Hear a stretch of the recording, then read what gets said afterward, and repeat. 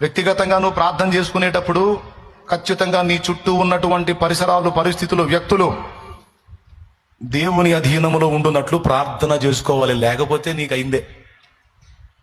ఖచ్చితంగా ఎవరో ఒకళ్ళు నేను డిస్టర్బ్ చేస్తారు, నీ పవిత్రత పోగొడతారు, నీ నోటిని కంట్రోల్ తప్పేటట్టు చేస్తారు, నీ మైండ్ డిస్టర్బ్ అయ్యేటట్టు చేస్తారు. వాళ్ళ ద్వారా సైతాను నిన్ను శోధిస్తాడు. ఆ వ్యక్తులు కంట్రోల్లో ఉండాలంటే నువ్వు వాళ్ళకి ఎన్ని చెప్పినా వాళ్ళకి అర్థం కాదు. వాళ్ళ కోసం ప్రార్థన చేయటం ఒక్కటే ఆయుధము. నువ్వు ప్రార్థించినప్పుడు వాళ్ళు కంట్రోల్లో ఉంటారు, వాళ్ళు కంట్రోల్లో ఉంటే నువ్వు ప్రశాంతంగా ఉంటావు.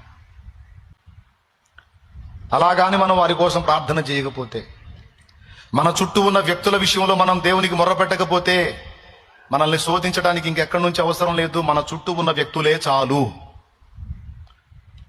వాళ్ళు మనల్ని అటాక్ చేయకుండా ఉండాలంటే, వాళ్ళు దురాత్మల చేత శోధింపబడకుండా ఉండాలి. శోధింపబడొద్దు అంటే వాళ్ళ కోసం మనం చేతులు ఎత్తాలి. అది నీ ఫ్యామిలీ వైపు కావచ్చు, నీ ఇరుగు పొరుగులు కావచ్చు, నీ తోటి కొలీగ్స్ కావచ్చు, తోటి స్టూడెంట్స్ కావచ్చు, తోటి కార్మికుల ద్వారా కావచ్చు, ఏ విధంగానైనా నీకు రావచ్చు శోధన. అలా నీకు రావద్దు. నీ భర్త ద్వారా కావచ్చు, భార్య ద్వారా కావచ్చు, పిల్లల ద్వారా కావచ్చు, ఎవరి ద్వారా కూడా నీకు శోధన రావద్దంటే వీళ్ళందరినీ ప్రార్థనలో ఎత్తి పట్టాలి. అలా నువ్వు చేసి చూడు. అప్పుడు నీ మీదకి వచ్చే వ్యక్తులు ఎవరు ఉండరు. ఇక అన్ని కంట్రోల్ అయిపోతాయి. చుట్టూ ఉన్నటువంటి సాతాను ద్వారాలు ఎవరంటే వ్యక్తులేగా, వాళ్ళందరూ కంట్రోల్ అయిపోతారు. ఎందుకంటే ప్రార్థన ద్వారా దేవుణ్ణి గదిలిచ్చావు నువ్వు. ఇది ప్రతిరోజు జరగాలి.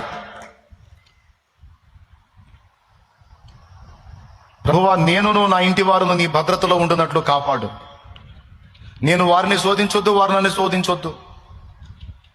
నా ఇంట పసిబిడ్డ మొదలు వృద్ధుల వరకు నీ కృపా కాపుదల పెట్టు. ఎవరును బలహీనపడకుండా, సాతానుకు చోటు ఇవ్వకుండా. కొంతమంది మన కుటుంబ సభ్యులు ఆత్మహత్యల ఆలోచనలు చేస్తుంటారు. అలా ఆత్మహత్యల బారిన పడకుండా, దుర్వ్యసనాల బారిన పడకుండా, ఒకవేళ పడున్న వాళ్ళని విడిపించి దయచేసి వాళ్ళని కాపాడమని ప్రతి నిత్యము నీ ప్రార్థన ధూపము దేవుని దగ్గర ఉండాలి. ఇది ఒక ఆయుధము.